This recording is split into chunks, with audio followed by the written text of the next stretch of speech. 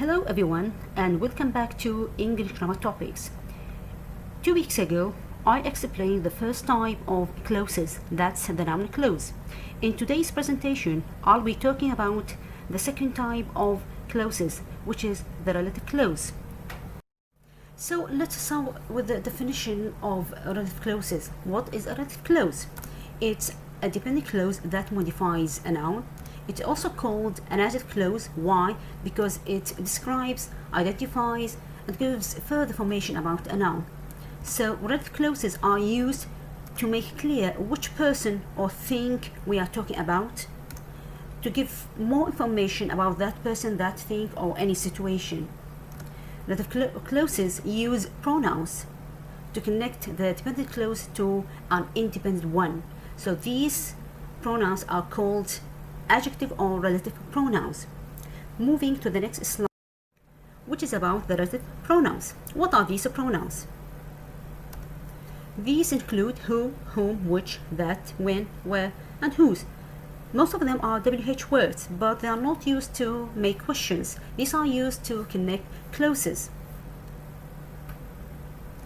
They are used to provide information about either someone or something.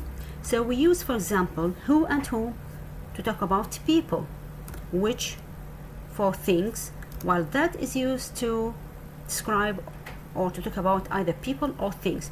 I'll be talking about each one of them in the next slides in detail, of course. Let's take the following example. I have met the woman who lives upstairs. We have here the relative pronoun who. Why? Because we have the woman, this noun, which is a person, and the whole clause who lives upstairs is the relative clause. So we place this clause, this relative clause who lives upstairs, immediately after the noun that it modifies. Another example, I cannot find the book that I bought last week. So we have here the relative pronoun that. Why? Because we have the book, which is a thing. We can also say which I bought, so that there is no difference. And the whole clause that I bought is the relative clause. So we put this relative clause immediately after the noun that it modifies, which is here the book. So try to pay attention where to place the relative clause. Moving to the next slide, which is about the pronouns who and whom. These are used to talk about people. We use first who as the subject of a relative clause. For example, we have two clauses. I thanked the woman, she helped me. In the first sentence, we have the head noun, the main noun, which is the woman, and in the second one, we have a pronoun that refers to the woman. In general, in any sentence, there must be a main noun, a head noun, and a pronoun that refers to that main noun. So in this sentence, these two sentences, we replace the pronoun she with the suitable relative pronoun, which is who. We are not going to replace who with the woman, since who is a pronoun, so we replace it with the pronoun she, as it is the subject of the second sentence. The relative clause closely follows the noun that it modifies, so the new sentence will be as follows. I thank the woman who helped me, so who refers to the woman. The relative clause who helped me is placed after the woman that it modifies, because it is used to give further information about the woman. We can also say I thank the woman that helped me. We can use that instead of who, as I said, because that can be used for both people or things. So I thank the woman is an independent clause. This is the main clause as it contains the head noun, and who helped me is the relative clause that modifies the noun, the woman. Hope it's quite clear up to this point. Moving on to the second pronoun, which is whom, that is used as the object of a relative clause. For example, the man was Mr. Baker.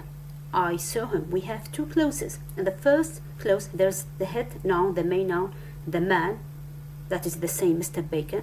And in the second clause, we have him, a pronoun that refers to that head noun, which is the man. So what do we need in this sentence?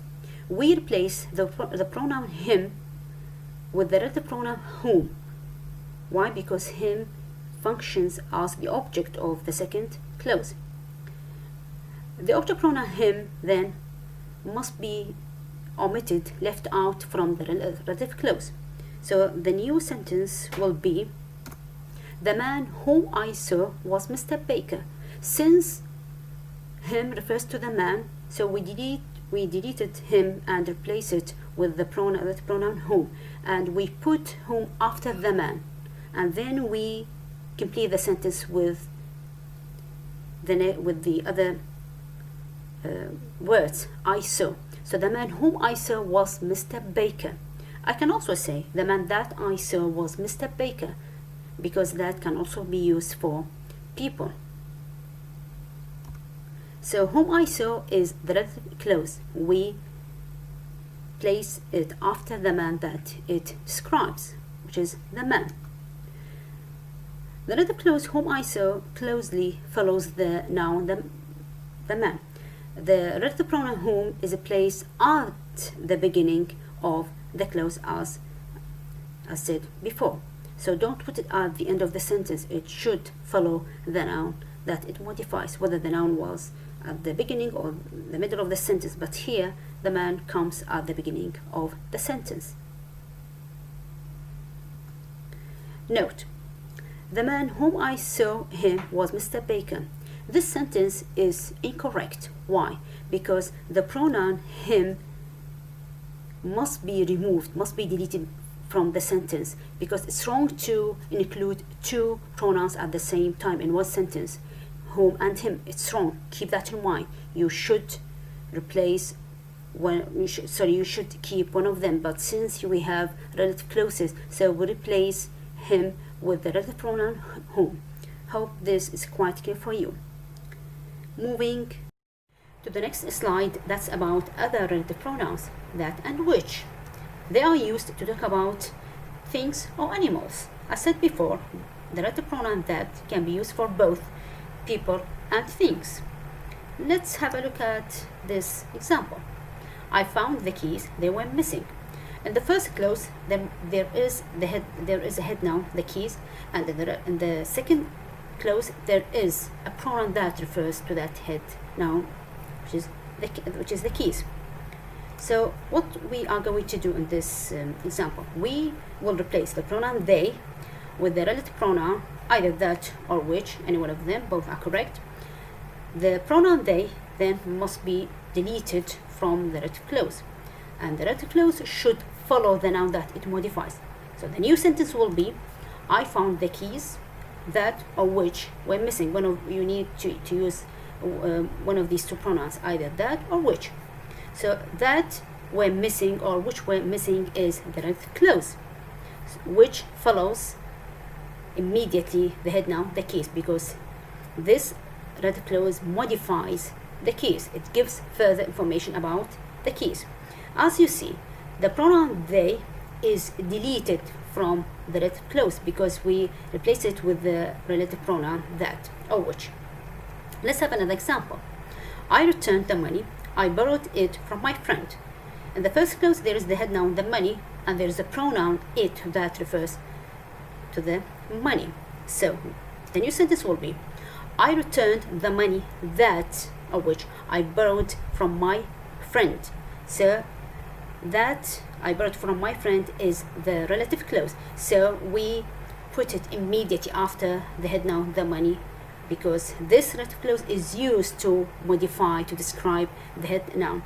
And again, the pronoun it is deleted from the relative clause because we replace it with the relative pronoun that or which. So it's wrong to include it in the relative clause.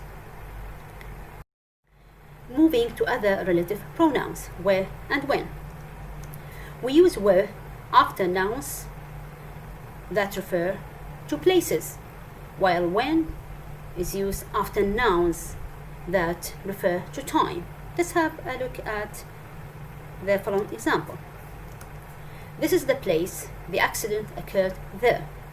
So in the first clause we have the head noun, the place, and there is there in the second clause that refers to the head noun, the place. So the new sentence will be, this is the place where the accident occurred. So we have where the accident occurred is the relative clause, and we replaced the word there with the relative pronoun where, and we put this relative clause immediately after the noun, the place, to modify it and to describe it. Another example after about when. Summer is the time of year. The weather is the hottest then. So we have the head noun, the time of year is the head noun in the first clause, and there's then that refers to the time. So the new sentence will be, summer is the time of year when the weather is the hottest. As you see, when the weather is the hottest is placed immediately after the noun, the time that it modifies. So this is the relative clause, and we replace the word then with the relative pronoun when, because the word then refers to time, and the suitable relative pronoun that refers to time is when. So we have where to describe nouns for places, and we have when for nouns describing time. The last slide is about the last relative pronoun, which is whose. It's used to show positions, and it's used instead of possessive determinants such as his or her before nouns. For example, the house belongs to me. Its roof is very old. In the first clause there is the house as the head noun, and in the second clause there is its as the determinant that refers to the house. In this sentence, we are going to replace the determinant its with the relative pronoun whose, and this determinant is should be deleted from the relative clause. So the new sentence will be, the house whose roof is old belongs to me. So whose roof is old is the relative clause, and it is used immediately after the head noun, the house, that it modifies. Another example, the designer won first prize. His work was most original. So in the first clause we have the head noun, the designer, and in the second clause we have the determinant his, that with the word that refers to the determiner. So we are going to replace his with whose. So the new sentence will be, the designer whose work was most original won first prize. So whose work was most original is the relative clause, and it is placed immediately after the designer, because it is used, this relative clause, to modify, to describe, to give further information about the head noun, which is the designer here. So this is the end of presentations talk.